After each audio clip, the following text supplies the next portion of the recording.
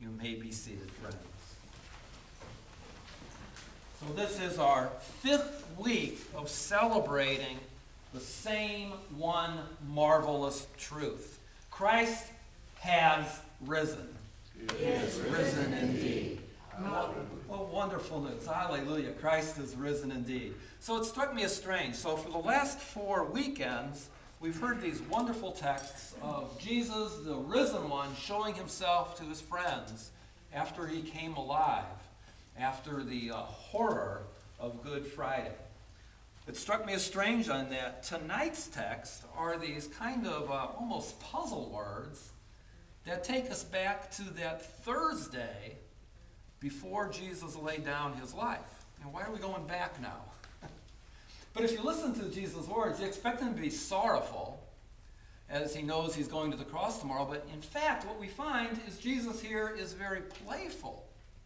His words are happy. Listen to this. At verse 16, for example, he says, "In a little while you will not see me. After a little while you'll see me again." And the disciples know that he's somehow playing with them, but they're embarrassed to ask Jesus. They're like little kids. They're whispering to one another. What does Jesus mean? A little while we'll not see him, and a little while we'll see him again. So, have you played this game? In a little while you won't see me, and in a little while you'll see me again, and you'll have joy. You know that game?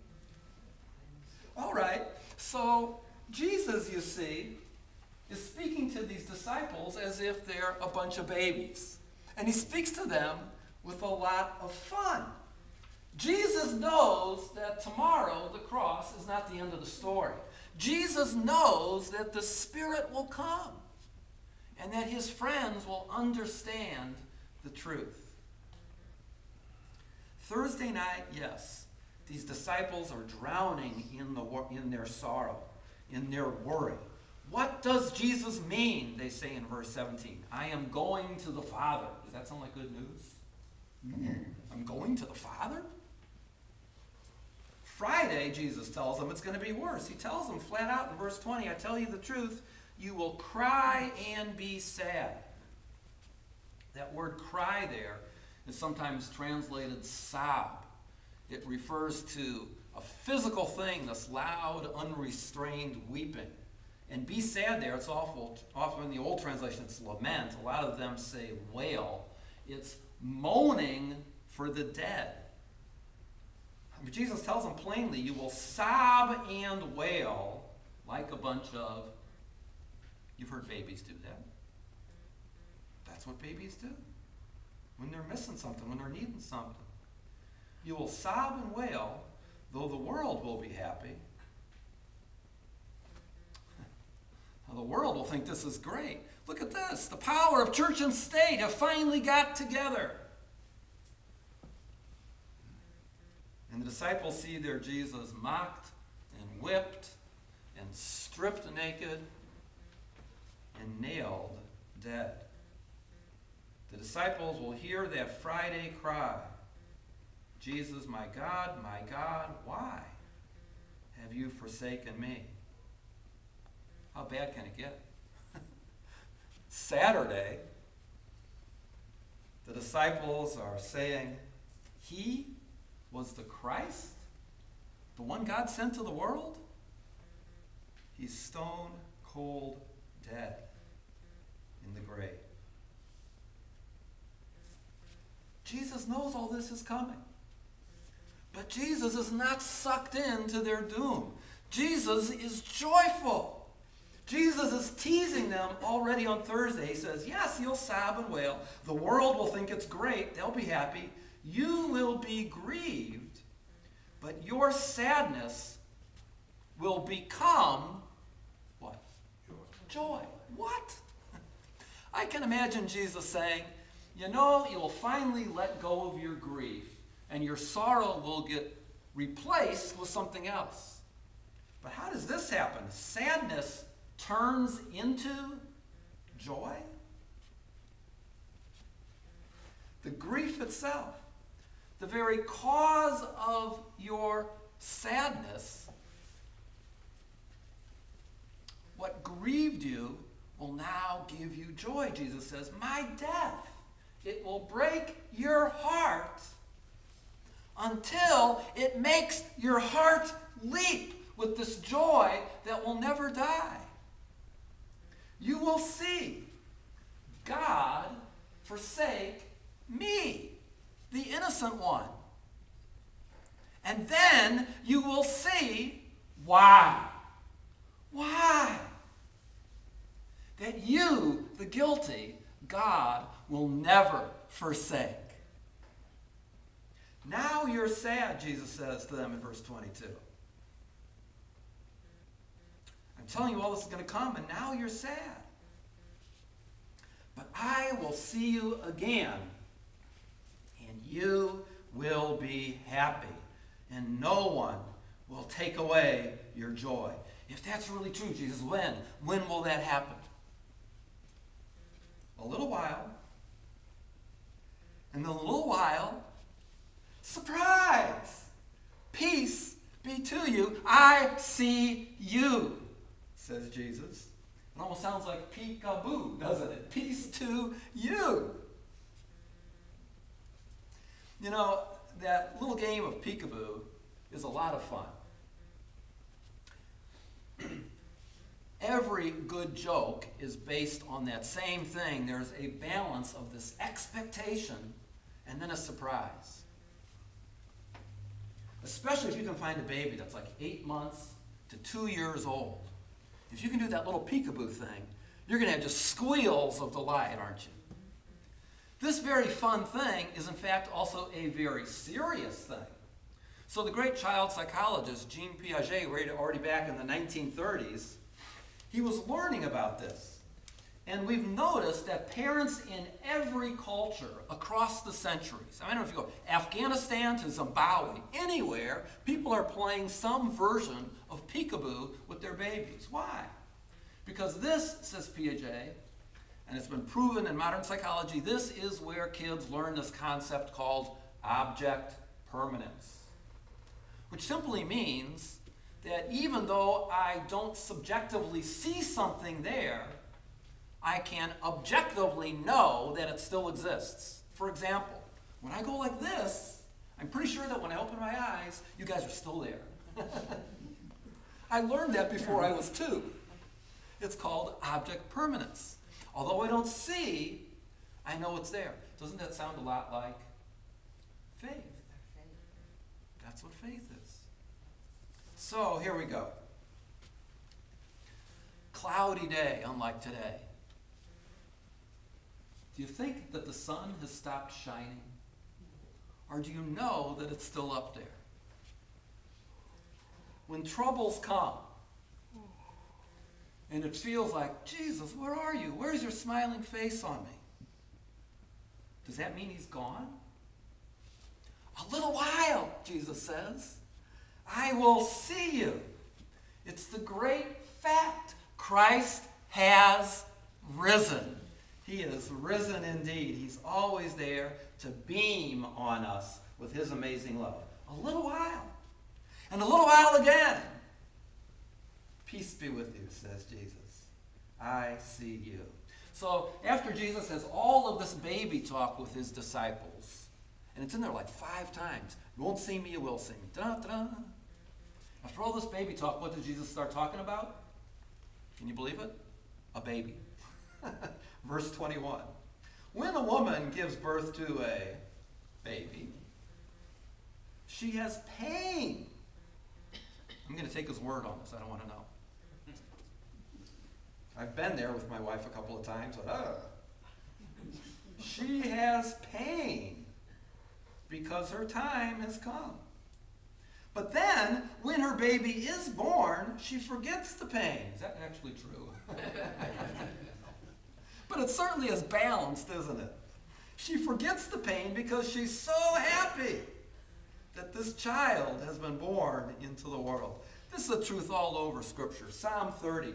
Weeping may endure for a night, but come morning, there will be joy. Joy comes in the morning. Romans 8.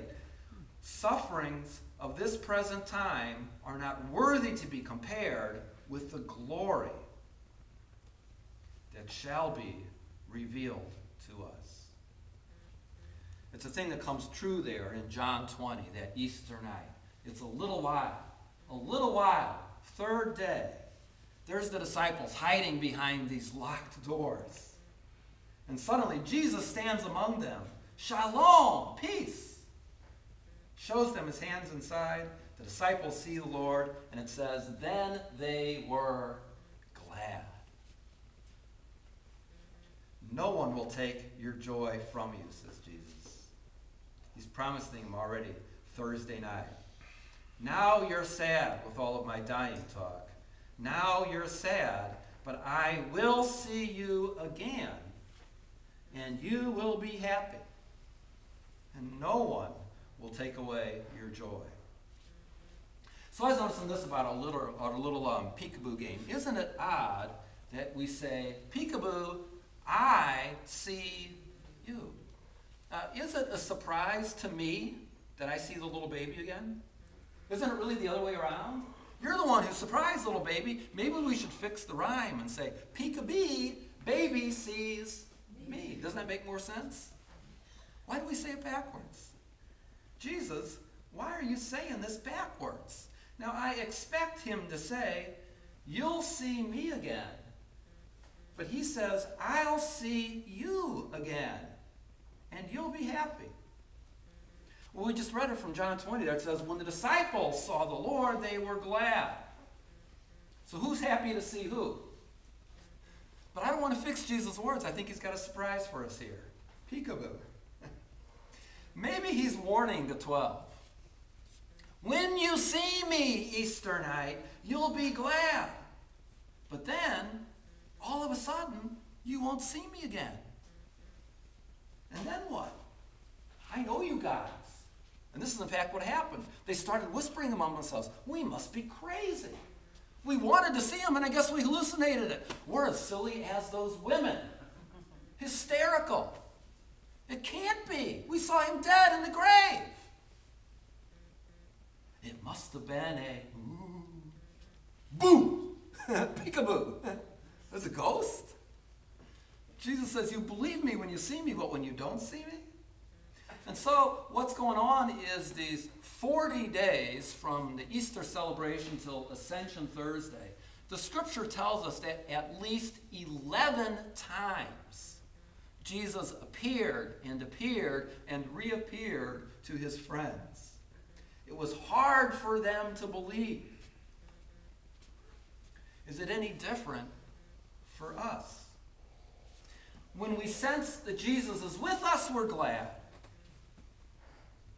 But when we're saying, I don't see you, Jesus, in this situation. Where are you, Jesus? It's so easy for us to drift. We lose our object permanence. We forget that he's the one who's there. So Jesus has a different promise. Now you are sad, but then I will see you. I will see you again. Even when you're not looking for me, I will see you. I, the risen Jesus, will see you all the way through. All the way to your own joyful resurrection. I will see you again and again and again. And the Lord knows how many times it's going to take for him to make himself plain to us. I will see you again, and you will be happy. And no one can take away your joy. There's no one, there's no thing that can take away the joy that Jesus plants in our hearts. We've got nothing to fear. No one to fear. Except to fear ourselves. Because when we take our eyes off the living one, we so easily fall into grief. But even then, especially then, Jesus is playing with you in these words. He says, look, I see you. I'm looking out for you. I, the living God, will always look on you with my love, even when you don't see me. I will see you. Whatever you have done, whatever has been done to you, you will be happy. For I see you. I see that you're forgiven by my blood, and nobody can take away your joy. There's nothing that can change the one fact, the one fact that changes everything. Back to the start. Christ has risen. He is risen indeed. Let's live in that truth. Oh, Jesus. So often we lose our focus. And yet, in a little while, we will see what already now you see. That you have connected yourself to us by your resurrection. You have given us a new life, a joy deep in our hearts, that nothing, that no one can steal. Help us, Lord, to treasure you as you so treasure us. And let us shine then with your love for this dark world. We pray it in your holy name, living Jesus.